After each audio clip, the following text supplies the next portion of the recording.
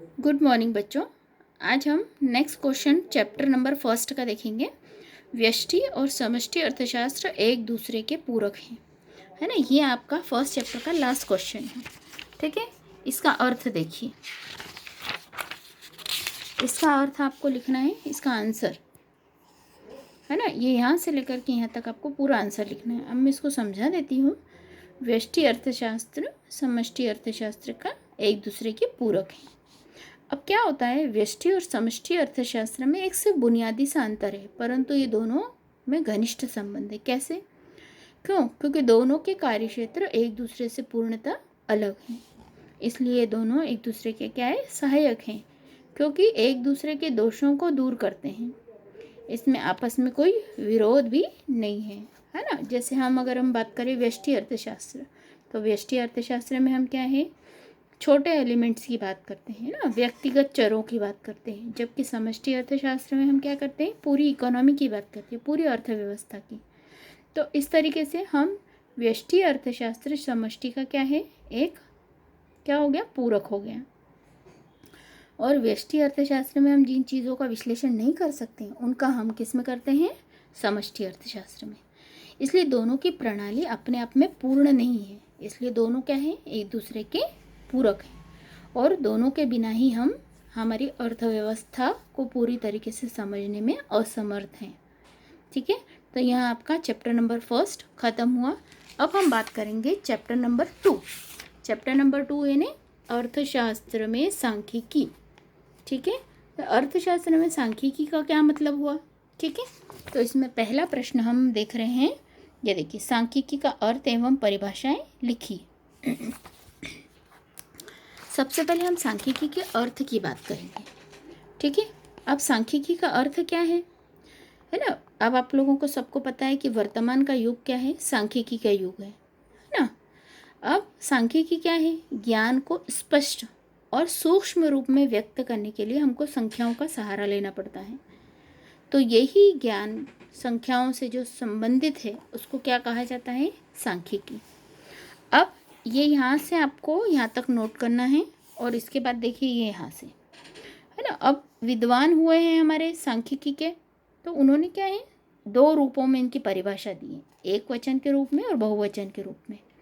अब एक वचन के रूप में जो सांख्यिकी की अर्थ है, उसकी परिभाषा है, तो सांख्यिकी का अर्थ क्या है, सांख्यिकी विज्ञान से है, जिसमें आंकड़ों का संग्रह, वर्गीकरण, समरीकरण, विश्लेषण किया जाता है। जबकि बहुवचन के रूप में क्या बोलते हैं कि आंकड़ों का समंकों से है, मतलब डाटा से है। समंक यानी क्या हो गया, विषय सामग्री। तो इसमें केवल अंक ही नहीं कहलाते हैं, इसमें वास्तविक डाटा भी होना चाहिए, ये उसकी क्या है, विशेषता है। तो उनको क्या बोला जाता है, समंक कहलाते हैं, ठीक है। इतना नोट करना यहाँ से लेके यहाँ तक। और इसके बाद में एक परिभाषा आपको लिखनी है। Doctor A.L. बाउले के अकॉर्डिंगली सांख्यिकी गणना का विज्ञान है, ठीक है। यह हो गया आपका प्रश्न नंबर पहला। अब हम बात करेंगे सांख्यिकी, दूसरा, सांख्यिकी के महत्व को 4 बिंदुओं में समझाइए। अब सांख्यिकी का क्या महत्व है? सबसे पहले उपयोगिता और महत्व दोनों ही एक चीज़ होती है, बता दूँ। पहला पॉइंट है शासन प्रबंध में उपयोगी, है ना। अब हमको जब शासन का प्रबंध करना पड़ता है तो उसमें उपयोगी होता है। जैसे लगान है, जनसंख्या है, भूमि आदि के क्षेत्र में जब हम काम करते हैं तो हमको सांख्यिकी से क्या मिलता है, फ़ायदा मिलता है ना। सरकार की कल्याणकारी राज्य की स्थापना अगर करना हो तो इसको कल्याणकारी राज्य के ध्येय को प्राप्त करने के लिए उनको सांख्यिकी बहुत फ़ायदा करती है। इससे हमको आंकड़े क्या है, छोटे लेवल पर मिल जाते हैं। इसलिए शासन प्रबंध के क्षेत्र में इसको शासन प्रबंध के नेत्र के नाम से पुकारा जाता है। जैसे कर नीति का निर्धारण करना है, बजट बनाने में सहायक हो गया, है ना। विभिन्न विभागों की प्रगति की जानकारी मिल रही है, ठीक है। दूसरा पॉइंट है व्यापार और वाणिज्य के उद्योग में महत्व, है ना। अब इसमें आपको कितना नोट करना है, यहाँ से लेकर के सिर्फ ये यहाँ तक, ठीक है। अब सेकंड पॉइंट में देखिए आपको व्यापार, वाणिज्य और उद्योग में महत्व। अब देखिए व्यापार, वाणिज्य, उद्योग में महत्व कैसा हुआ। जिस प्रकार आपको पता है कि संचालित करने के लिए सांख्यिकी की आवश्यकता है, उसी प्रकार से वाणिज्य, उद्योग और व्यवसाय में भी सांख्यिकी की आवश्यक होती है ना। अब इसके साथ साथ है थर्ड वाला, अब अलग अलग व्यवसाय के लिए भी ज़रूरी है।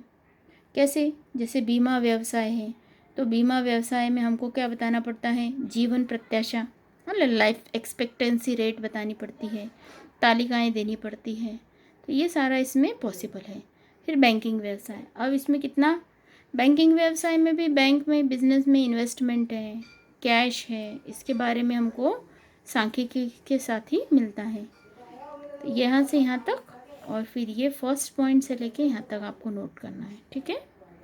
फिर फोर्थ पॉइंट की अगर हम बात करें तो आर्थिक नियोजन में महत्व।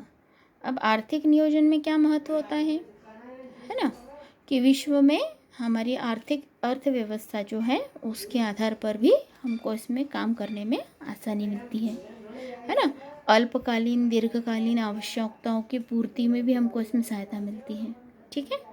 तो आज के लिए इतना ही काफ़ी है, कल आगे का स्टार्ट करेंगे हम।